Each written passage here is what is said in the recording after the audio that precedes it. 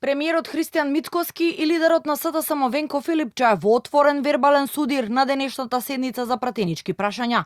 Филипче упати критики до Мицкоски дека резултатот од неговото двегодишно владење е, како што изјави, голема нула, без ниту едно исполнето ветување. Ветивте мед и млеко, а наместо напредок граѓаните добија поскап живот, ниски плати, задолжена и изолирана држава, изјави Филипче. Кога граѓаните ќе ве видат зад решетки, тогаш ќе веруваат дека правдата дошла, му одговори премиерот Мицкоски. Според него, власта напорно работи за подобар животен стандард на граѓаните, а резултатите на неговата влада се многу подобри од времето на СДСМ. Велите секој трет човек планира да ја напушти. Знаете зошто планира? Затоа што ве гледаат вас во Дубај како уживате на Хариџиновиќ, а не сте во затвор. Затоа што гледа таму како уживаат поранешни функционери на јахти, а не се во затвор. Кога ќе ве видат како се смеете позади решетки, тогаш ќе бидат среќни и задоволни затоа што правдата дошла. Јас признавам дека сум виновен. Тоа што поминаа 2 години, а вие уште уживате на јахтите во Паљури, наместо на друго место. Признавам дека сум виновен. Но исто така, еве ви ветувам.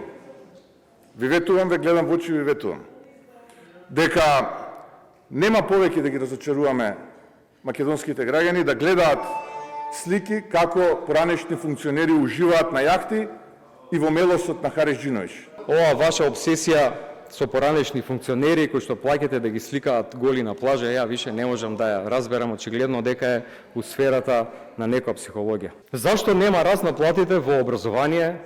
Зашто нема во социјалната? Зашто нема во здравството? Зошто нема? Со вас, Христијан Мицкоски, ние сме на губитничката страна. И сега е на историјата.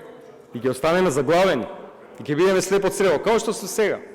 Во Европа и во светот. Меѓу прашањата за политика и економија на собраниската говорница место најде и една од најпрестижните културни манифестации – Струшките вечери на поезијата. Откако од ДУИ се заинтересираа зошто промотивните материјали за фестивалот не биле и на албански јазик.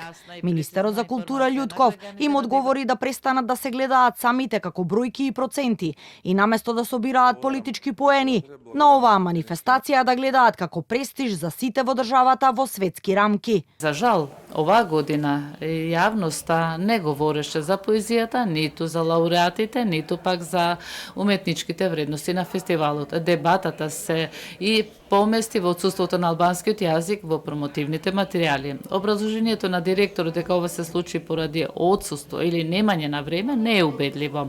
Во една институција со над 6 децении традиција, почитувањето на службениот јазик не може да зависи од времето, туку треба да биде институционален стандард. Говорот на претседателката на државата и говорот на министерот за култура и одредени поезии беа и на албански јазик преведени.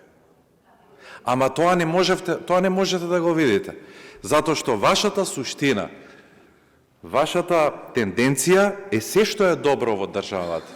Не да го гледате како суштина, како историја, како култура, традиција, туку суштината е да го гледате на национална основа, на етничка основа, да си се гледате себе си како проценти и никогаш нема да научите зошто е создадена оваа манифестација, да го заштити македонскиот јазик и да го промовира во целиот свет. На обвинувањата од опозицијата дека Македонија е пред банкрот, Мицкоски изјави дека ширењето на ваквата теза од опозицијата придонесува во намерите од соседна држава, како што рече, која се обидува во ЕУ да ја сопре финансиската помош за Македонија, за да ја доведе до банкрот, за власта да клекне и да го исполни барањето кое се очекува, но повтори дека владата ќе биде трпелива и ќе работи на домашните реформи.